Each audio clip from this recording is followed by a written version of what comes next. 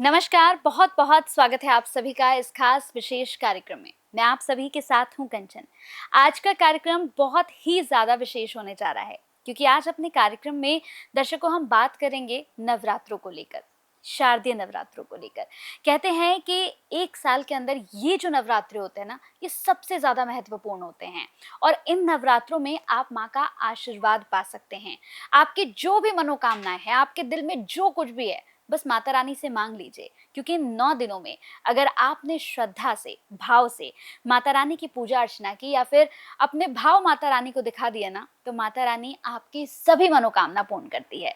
तो आज भी इस खास कार्यक्रम में हम बहुत सारे सवालों पर बात करने वाले हैं।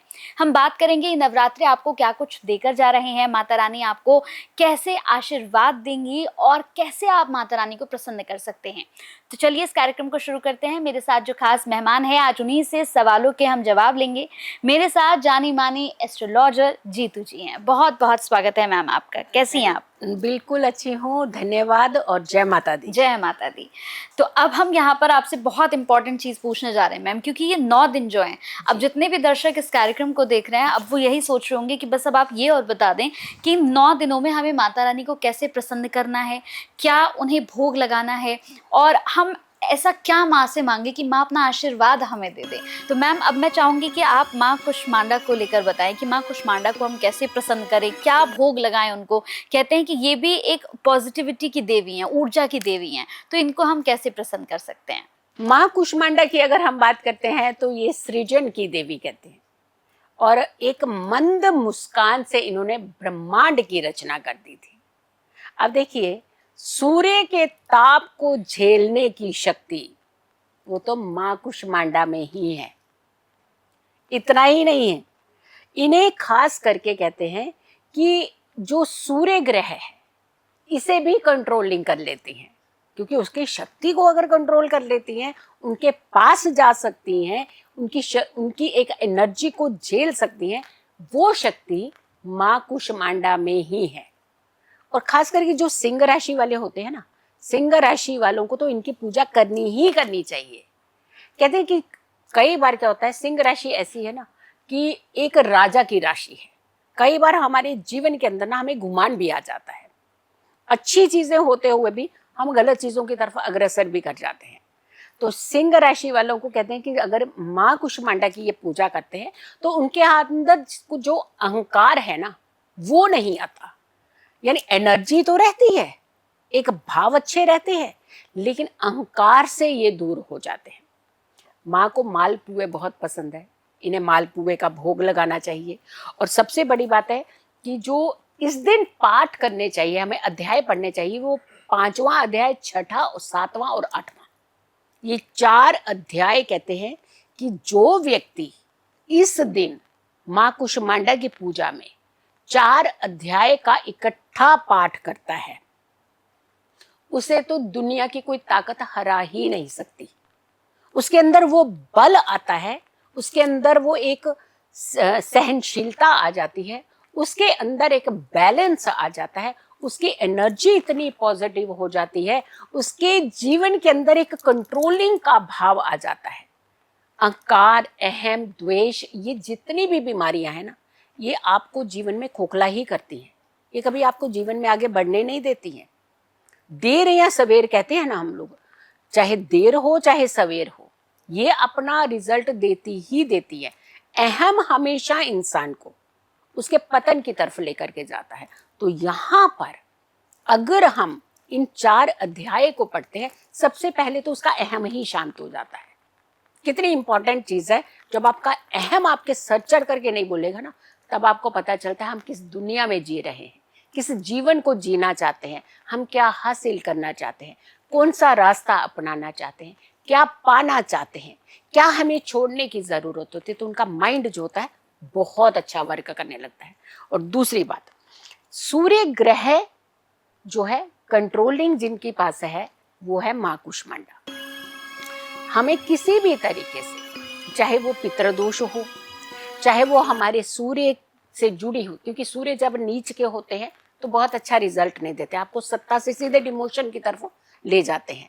तो यहाँ पर अगर किसी कारण से आप सत्ता पर बैठ करके भी एक डर की जिंदगी जी रहे हैं, जाने कब हाथ से निकल जाएगी।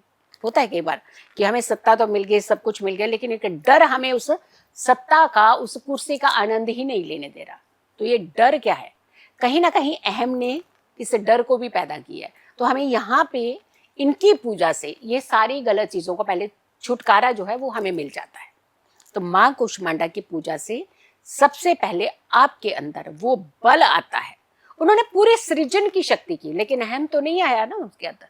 तो कहने का मतलब सिर्फ है कि जब भी आपके पास शक्तियां होती हैं तो शक्तियों को अहम में नहीं बदलना चाहिए।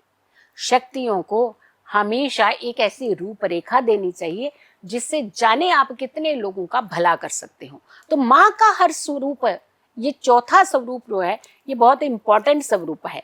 इसीलिए कहा जाता है कि जो लोग अपने जीवन के अंदर कुछ खास मिशन लेकर के पैदा हुए हैं कि मुझे ये बनना है, मुझे जीवन में ये करना है, कई सारी सबकी अपनी अपनी लिस्ट रहती है, तो नहीं कर पाते हैं, अवस्थाएं नहीं बन पाती, रास्ते नहीं बन पाते। लेकिन इन दिनों में चौथी नवरात्रि पर खास करके अगर आप ऐसी पूजाएं करते हैं, इन अध्यायों का पाठ करते हैं, तो आप अपने लिए रास्ता स्वयं चुनने लग जाते हैं। माणिक्य हासिल जिन्होंने पहनना हो, जैसे बहुत सारे लोग हैं रूबी पहनना चाहते हैं, और रूबी सूर्य का रत्न होता है। तो अगर आप रूबी पहनना चाहते हैं तो किसी भी विशेषज्ञ की सलाह लेकर के आप रूबी इस दिन पहन सकते हैं। बहुत एनर्जी आपके अंदर आती है। दूसरा, औषधि की अगर हम बात करते हैं तो इन्हें पेठा कहते हैं। पेठे की बनी हुई मिठाई या फिर कच्चा पेठा, और कच्चा पेठा भी कैसा? पूरा पूर्ण रूप का पेठा, कटा हुआ नहीं होना चाहिए।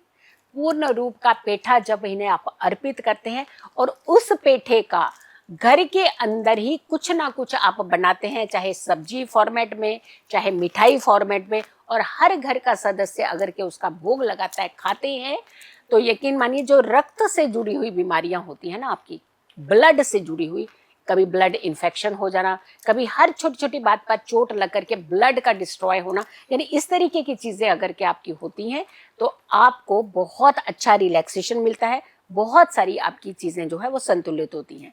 माँ की 8 भुजाएं हैं, हर भुजा में, हर हाथ में उनके जो एक चीजें हैं, जो एक अस्त्र शस्त्र है, वो हमें ये संकेत देते हैं कि हमारी जिंदगी के अंदर संतुलन कितना जरूरी होता है। हम हर चीज को डेफिनेटली कि हासिल नहीं कर सकते हैं, हम भगवान नहीं बन सकते हैं, हम हर किसी को प्रसन्न नहीं कर सकते हैं, लेकिन वो तो कर सकते हैं जिससे हम किसी को तकलीफ ना दें। ऐसा तो कर सकते हैं जिससे हम विचलित ना हो। ऐसा तो कर सकते हैं जिससे हम सुकून की जिंदगी जी पाए।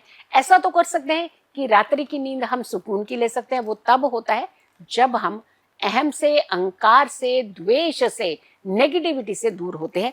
और ये जो देवी है, ये आपके अंदर की बहुत सारी नकारात्मक ऊर्जा को खत्म करके आपको सिर्फ और सिर्फ ऐसी शक्ति देती है जिससे आप अपने जीवन को तो अच्छा करते हैं, आप अपने घर संसार में रह रहे सभी सदस्यों के जीवन को बहुत ही एक अच्छा, एक संतुलित वातावरण जो है वो दे सकते हैं। तो माँ की पूजा दिन में भी करिए, रात्रि में भी करिए, और खास करके रात्रि में जब आप पूजा करें तो आपको पीले रंग के आसन पर बैठना चाहिए।